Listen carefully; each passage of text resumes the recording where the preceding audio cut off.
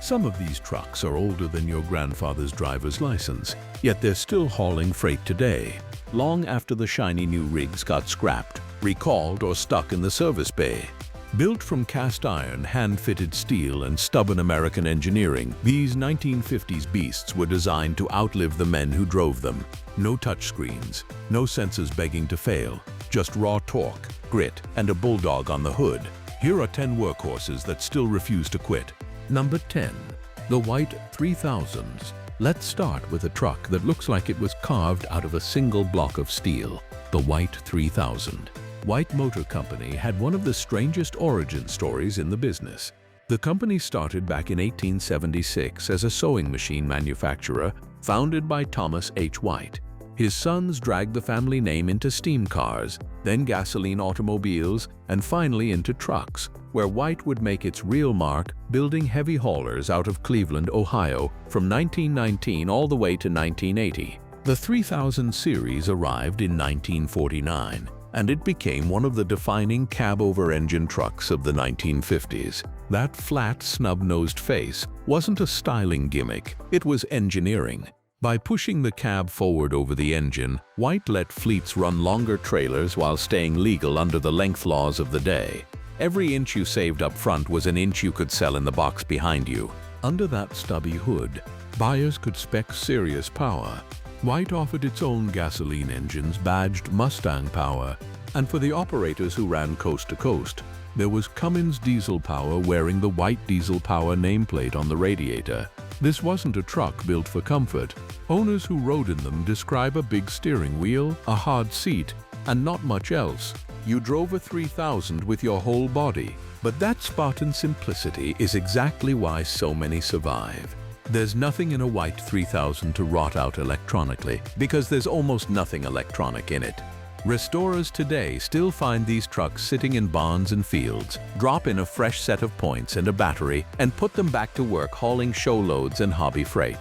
White eventually bought up half the industry, Autocar, Diamond T, Rio, and more, before going bankrupt in 1980 and passing the name to Volvo.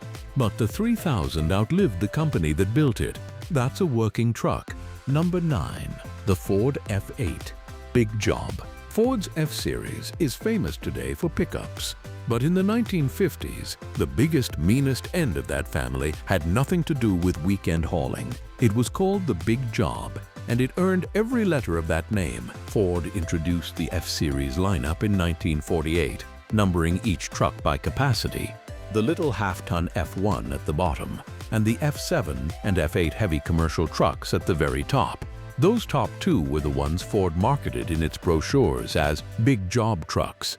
And these were no half measures. The heaviest versions were rated for a gross combined weight of 41,000 pounds, a genuinely serious number for a civilian truck in the post-war era. What made the big job move was Ford's Jumbo Flathead, a supersized 337 cubic inch flathead V8 that first appeared in January 1948 in the F7 and F8. It was the same basic engine family Ford would put in the Lincoln, only dressed for work, rated at 145 horsepower and built to pull. Later in the run, Ford fitted the overhead valve Cargo King V8 to keep the big job competitive. Here's what made it a legend though. It was affordable and parts were everywhere. As America's interstate system matured and commercial trucking exploded through the 1950s, the big job became the workhorse of the little guy, the independent hauler, the lumber yard, the fire department. You could buy one, run it into the ground, and fix it with parts off the shelf. That accessibility is why so many are still turning wheels at truck shows and on farms today. In 1958, Ford rebranded the big job conventionals as Super Duty and dropped in massive new gas V8s displacing up to 534 cubic inches, some of the largest gasoline highway engines ever mass-produced.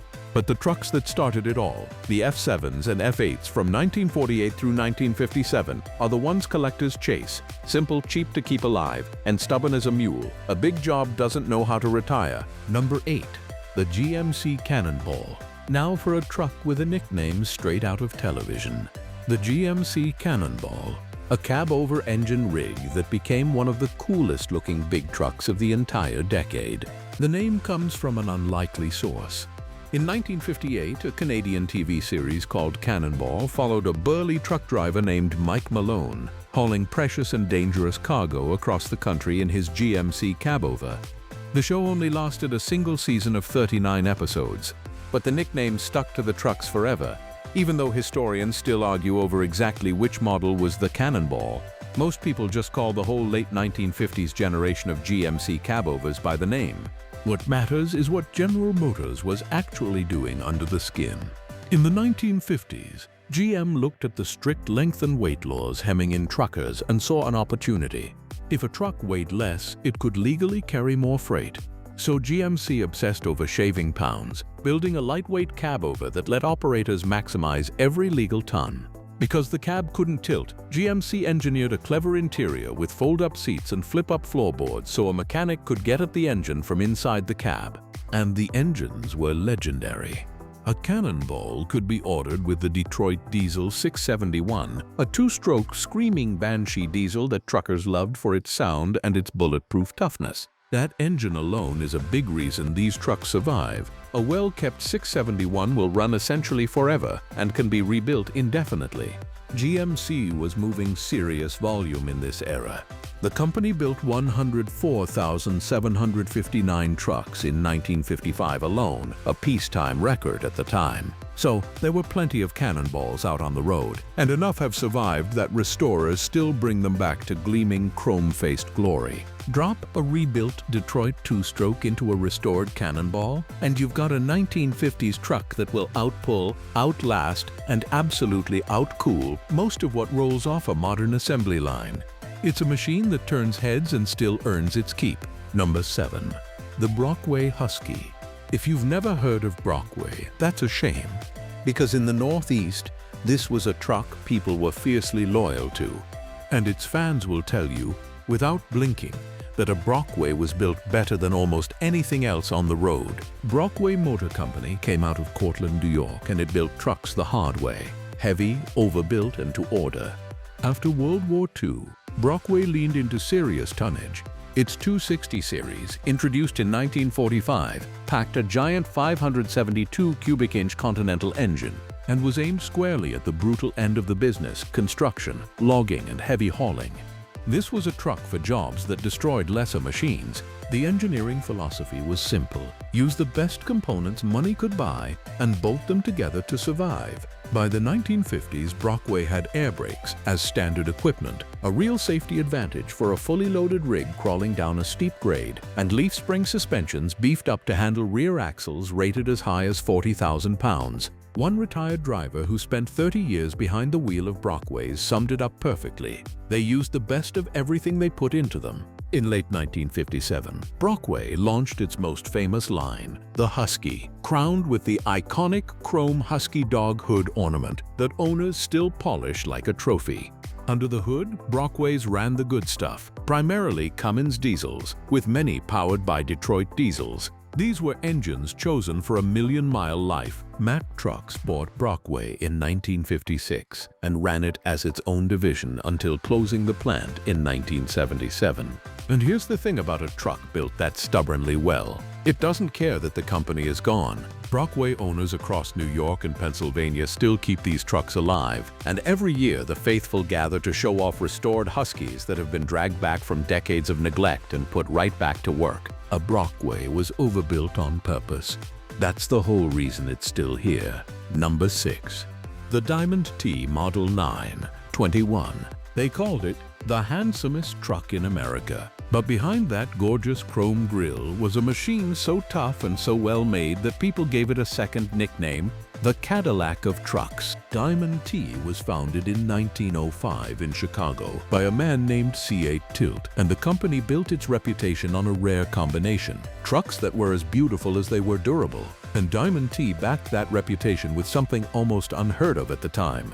In 1940, the company stunned the entire industry by guaranteeing its trucks for 1 full year or 100,000 miles. In an era when trucks routinely rattled themselves apart, Diamond T was betting the farm on its own durability.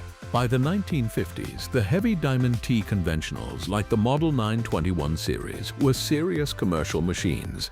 Diamond T built some of its own 6-cylinder gas and diesel engines, good for up to around 118 horsepower. But for buyers who needed to move real weight, you could order the truck with a big 200 horsepower Cummins diesel. That flexibility made the 921 a favorite for demanding long-haul and heavy work. Diamond T's toughness was already battle-proven. During World War II, the company delivered over 50,000 vehicles to the Allied war effort, including the famous Diamond T tank transporter that rescued crippled tanks out of the North African desert under fire. When a company builds a truck rugged enough to drag a wrecked tank across a battlefield, its civilian trucks inherit that DNA. The late 1940s were Diamond T's peak, with the factory pushing out over 10,000 trucks a year. But independence got harder through the 1950s.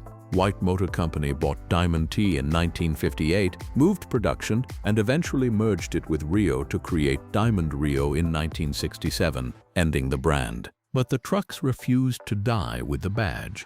Restored Diamond T's today are frequently modernized with big Cummins power, riding on air suspension, and are perfectly capable of cruising at 70 miles an hour while hauling a real load. Beautiful, tough, and still working, the Cadillac earned its name. Number 5. The International Harvester R190. If you drove any road in America in the 1950s, you saw this truck everywhere, doing everything. The International Harvester R190 wasn't glamorous. It was simply the truck of the decade, the machine that quietly built the country while flashier rigs got the magazine covers. International launched the R Series in 1953, replacing the older L Series. In IH's numbering system, the light pickups wore a 1, 2, or 3. The medium trucks used 4 through 8, and the true heavies wore a 9 or higher. So the R190 designation told you everything. This was a heavyweight built for punishing work. What made the R190 so beloved was its incredible flexibility. International offered a staggering 29 different engines across the R line. The R190 ran the tough Red Diamond and Super Red Diamond gasoline 6s in displacements of 372, 406, and 450 cubic inches, and the very heaviest versions could be ordered with a monster 501 cubic inch big block. For diesel buyers, both Cummins and Buda diesels were on the menu.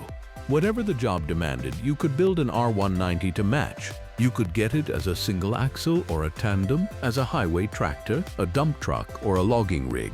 That butterfly hood flipped open for easy engine access, and drivers learned a neat trick. In hot weather, at slow speeds, you'd pop off the removable side skirts to feed the engine more cooling air and beat vapor lock. It's the kind of hands-on, driver-friendly design modern trucks have completely forgotten. The R190 became a legend in the logging world, where trucks live short, violent lives. Loggers ran these things hard for decades, precisely because they were so simple to keep alive and so brutally overbuilt. When your work truck spends its first life pulling a chip trailer and its second life dragging logs off a mountain, you know it was built right. Millions of Americans saw R190s every single day and never gave them a thought. That anonymity is the highest compliment you can pay a work truck. It just showed up, did the job, and outlasted nearly everything around it. Number 4. The Peterbilt 350 Iron Nose. Some trucks are rare because they failed. The Peterbilt 350 is rare because they built so few, and everyone that survives is treated like rolling gold. Peterbilt itself was born out of the lumber business. Founder T.A. Peterman needed heavy trucks to haul cut timber out of the Pacific Northwest, and in 1938 he bought the failing Fageol Motors factory in Oakland, California to build his own. The Peterbilt name was stamped on trucks built to survive the worst terrain in America. In 1949, Peterbilt introduced the Model 280 and Model 350, and truckers immediately christened the conventional version the Iron Nose for its tall, narrow grille with vertical radiator shutters and its distinctive cycle-style fenders. It was upright, purposeful, and unmistakably tough-looking. And here's the number that makes collectors' hearts race. Over its entire production run from 1949 to 1957, only 847 Iron Nose 350s were ever built. That's it. These trucks were also a lesson in smart engineering. From 1949 to 1954, the cabs were built entirely of steel. Then from 1954 to 1957, Peterbilt switched to aluminum cabs to shave weight, because in trucking, every pound of truck is a pound of freight you can't carry. Peterbilt rode these on lightweight aluminum frames too, chasing that same payload advantage. The Iron Nose was a diesel workhorse from the start, and its butterfly hood made engine access simple. That combination, genuinely rare, genuinely tough, and genuinely fixable, is why survivors are cherished. Owners have been known to shoehorn modern 550 horsepower Caterpillar diesels under that vintage butterfly hood, turning a 70-year-old truck into something that will humiliate a brand new rig on a mountain grade. The 350 eventually gave way to the sleeker 281 351 needle nose in 1954, which ran clear until 1976. But the Iron Nose remains the holy grail. When only 847 were ever made and people are still fighting to restore them and run them, you're not looking at a relic. You're looking at a legend that refuses to sit still. Number 3. The Kenworth 500 Series Bullnose, now for a truck with a documented resume that would embarrass almost any modern rig on the planet. The Kenworth 500 Series Bullnose, and one specific example that logged over 4 million miles. Kenworth, founded in Seattle in 1923 and named for owners Harry Kent and Edgar Worthington, was an innovator from the jump. Get this, back in 1933, Kenworth became the first American truck manufacturer to install diesel engines as standard equipment. While the rest of the industry was still arguing about gas versus diesel, Kenworth had already committed to the fuel that would define heavy trucking. The Bullnose 500 series arrived in 1948, the company's first all-new post-war cab-over engine truck. It got its nickname from that rounded snout up front, which held just enough of a stub hood to let a mechanic reach the radiator, belts, and air compressor. The cab didn't tilt, it was rigidly bolted to the frame, and you serviced the engine from inside the cab or from underneath. These were hand-built in Kenworth's plant on Marginal Way in West Seattle, and they were pricey, roughly $25,000 new serious money at the time. But you got what you paid for. Kenworth's whole engineering culture revolved around a motto: Kenworth engineers wear muddy boots. Instead of designing trucks in a comfortable office, their engineers went out into the field, into the mud, to watch how their trucks actually performed under load, then fixed exactly what was breaking. That obsessive real-world durability is baked into every Bullnose, and the proof is on the odometer. One famous Bullnose owned by the Jessup Company logged more than 4 million miles of hard work. 4 million. There are entire modern fleets that will never see a single truck reach a fraction of that before it's retired.